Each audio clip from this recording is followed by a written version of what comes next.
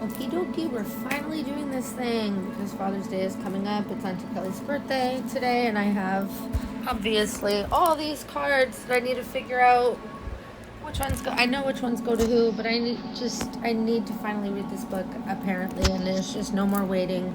I have to do it right now. Yes, Rainbow and I have to read this right now. Okay?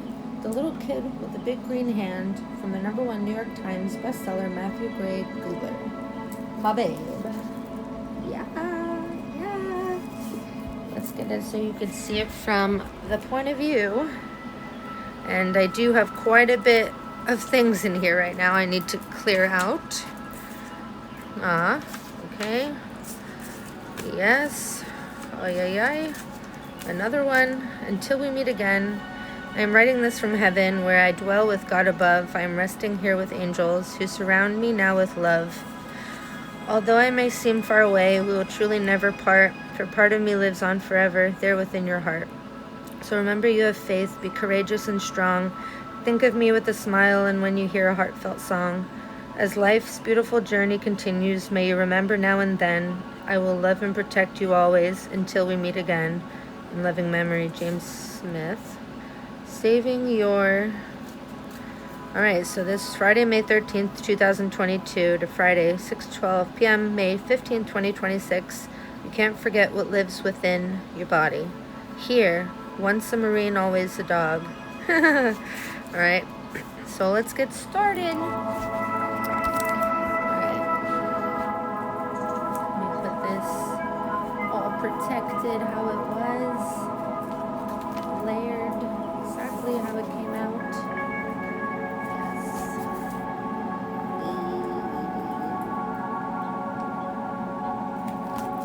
Supposed to be sent to Uncle Bobby, but I'm getting too confused. Alrighty. And then we have to acknowledge that I never read this yet, but this is a page I opened too. So the receipt is $40. Catholic prayers.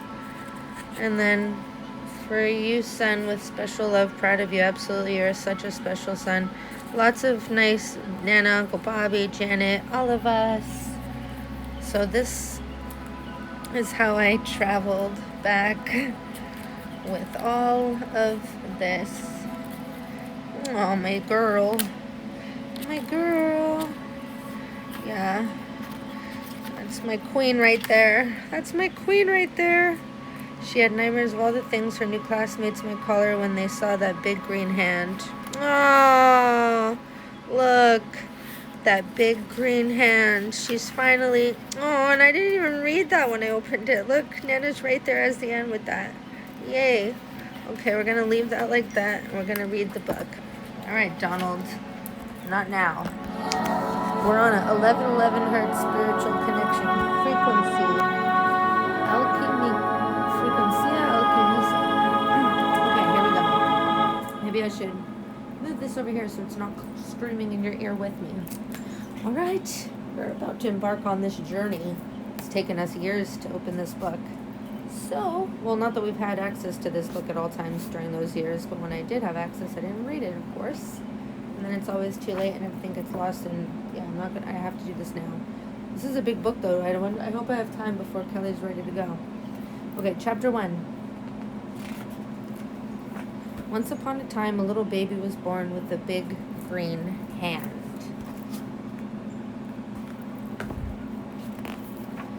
Her name was Lenore, and as she got older, she constantly wondered, why must I have this big green hand?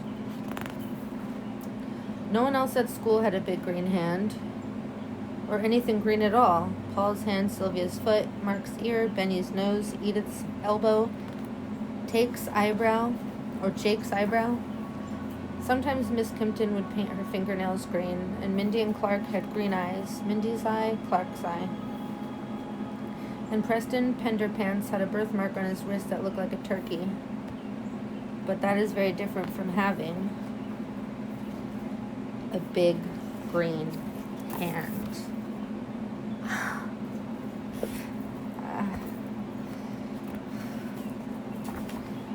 Luckily, it was her left hand, so she didn't really need to use it much.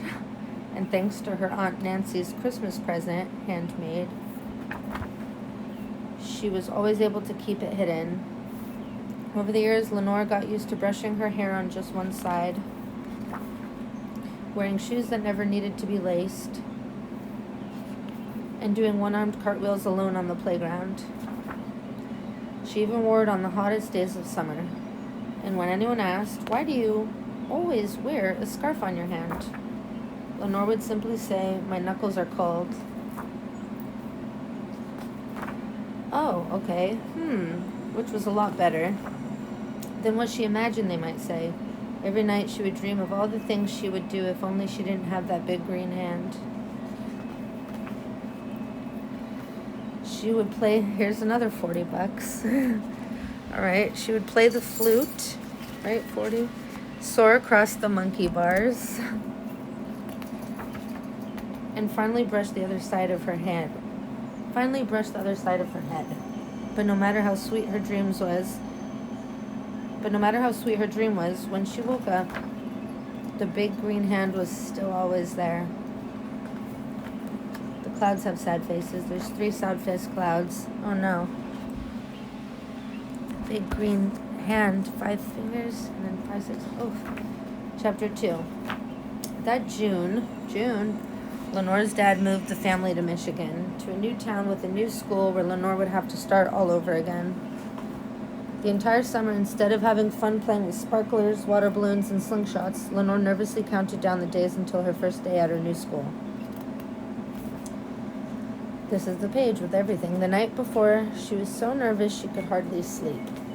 She had nightmares of all the things her new classmates might call her when they saw that big green hand.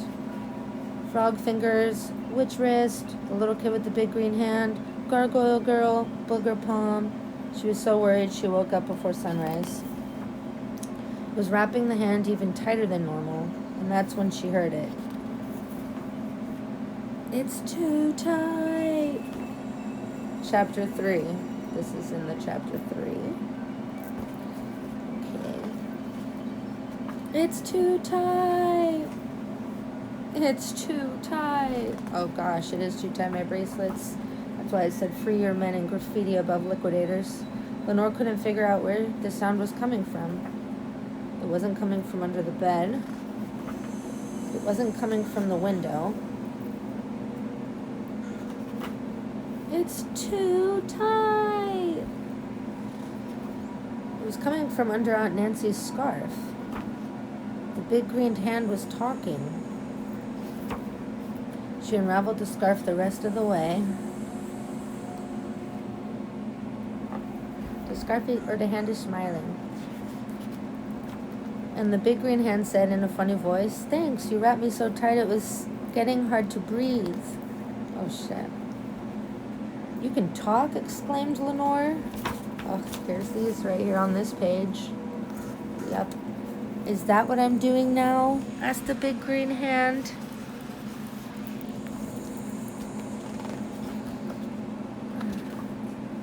"Yes," said Lenore. "Then yes," replied the big green hand with great excitement. "Oh, great. As if it wasn't bad enough to have a big green hand, now I have a big green talking hand. No one is ever going to want to be my friend." "My name is Chuck, and I'll be your friend," said the big green hand in his chipper voice. "Chuck. Palaniuk. Charlie Hotel University Charlie Kilo. Will you please just leave me alone forever?" Chuck got really quiet and sad. "I already tried that," said the hand. Hearing this, Lenore was confused. "What do you mean?" Oh, and this is where the little thing is right here. "What do you mean?" "Do you want to hear a story? Do I have a choice?" "Nope." And Chuck cleared his throat. Ahem. Chapter 4. The Gorgeous Green Hand with the Small Pink Blob by Chuck. The Gorgeous Green Hand with the Small Pink Blob. Oh no. Make America gorgeous again. Once upon a time, a gorgeous green hand was born with a small pink blob. The blob is the person. His name was Chuck, and as he got bigger, he constantly wondered, why must I have this small pink blob? None of the other big hands had small pink blobs, or anything pink at all. Joey's tail, Orlac's foot, Keith's teeth, Norbert's beak, Rachel's scales, Neptune's neck. Sometimes Stephanie would paint her claws pink, and both of Norak's heads had pink eyes. Oh my god, that's from the monsters, yeah. And Doug had a horn that curved in the wrong direction, but that is very different from having a small pink blob. Fuck. The tooth dentist thing in that one book, yeah. At night, Chuck dreamed of being a normal green hand and being attached to a mighty ogre, doing cool things like swinging clubs and eating sheep. But instead, he was stuck doing algebra. Negative b plus or minus the square root 4a minus 2 is all over 4a. 4ac. Interesting. It's upside down. He just couldn't understand why he was cursed with a small pink blob. What was even worse was that he never got to see outdoors because the small pink blob always wrapped him in an itchy wool scarf that left tiny bits of lint in his mouth and made everything feel completely dark. So one night, while the small pink blob was fast asleep, Chuck decided to escape forever. He shimmied out of his scarf. Erg! Arg! Yes! Crawled out the bedroom window. Oh god, it's like the movie Misery I'll have to watch. Through the yard, past a confused wiener dog, across a rickety bridge, around a foggy bog, beware of foggy bog. Up a steep ravine, but no matter how far he ran, he just couldn't escape. Wow, we're both... Wait, Lenore interrupted. Am I the small pink blob? Chuck was unsure how to respond, and Lenore just kept staring at him. So he decided to skip forward to the most exciting part of his story. I don't usually do so much cardio, and I was tired from all that crawling, so I just sat on top of the mountain and looked down at the town as it slept in darkness. And that's when it happened. Chapter 5.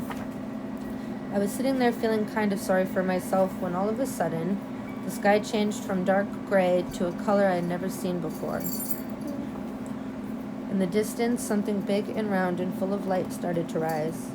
Because I've never been able to see past my own dark scarf, I had no idea anything like this existed. It was beautiful. Is that the first page with color? No. So oh, it was beautiful. The yellow, little yellow. And it gave its warmth to everyone, no matter how big or small or pink or green. It magically made the trees sing. Chirp, chirp, chirp. Said I wasn't going to cry today. It warmed on Earthworm looking for breakfast. Thanks. It awakened the once dark town. Howdy. Hello. Good morning. It tickled the top of my head, and it landed right smack dab on the small pink blob that was stuck to me. And in that warm and welcoming light, I realized you weren't a blob. You were a person. And even though we are different, that doesn't mean we don't feel the same. And that we can't be a part of each other's beautiful story. Yo, do you see this? Do you see this? All of a sudden, everything felt better and everything even looked better. I never realized how bright the world could be. Just like that puppy the other day I met. It was his second day out of a cage, seeing life. When you remember we were all connected, the trees became electric. Became electric. The leaves began to dance, and it may have been my imagination, but I even think the clouds were smiling.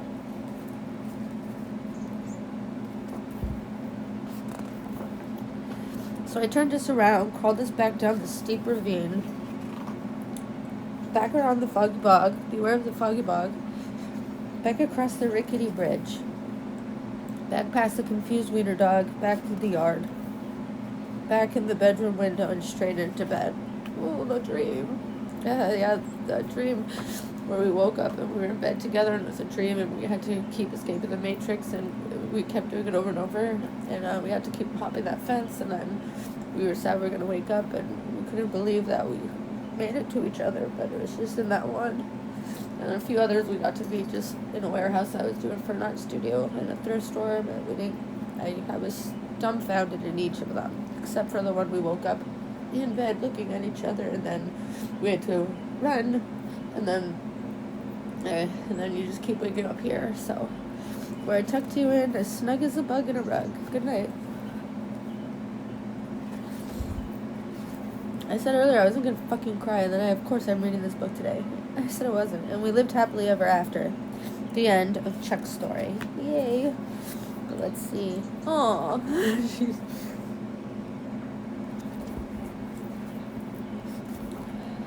Yep. That's the portrait, that kid. I can't even think of his name right now, because he painted a portrait of me. The little kid didn't know what to say, ... Another portrait tear looking down. She never thought about looking at the world through someone else's eyes, but she figured she would give it a try. So she closed her own tight.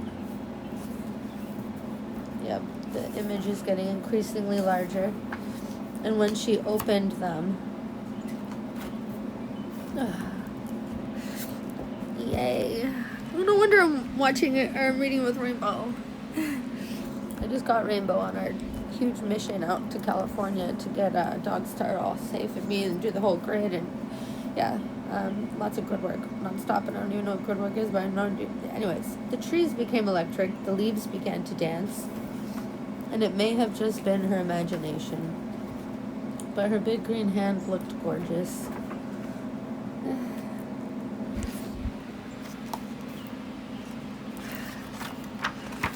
So off she went to the first day of school, ... The end.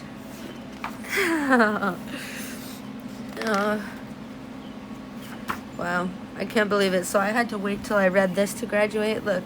Oh, here we go. And there's the end. And there's a little wormy with 3 eyeballs. And there's all the elements. Wow, Matthew, that was good. That was good. Now I'll have to read the other one, but not today. I'm doing Rumple Buttercup. I only read that watching a YouTube video, and they had me in the psych wards against my will because they didn't want us finding each other, or like any of us finding each other. Hence why I have to have so many. Well, not so many, just 3. Just 3 of you guys, literally.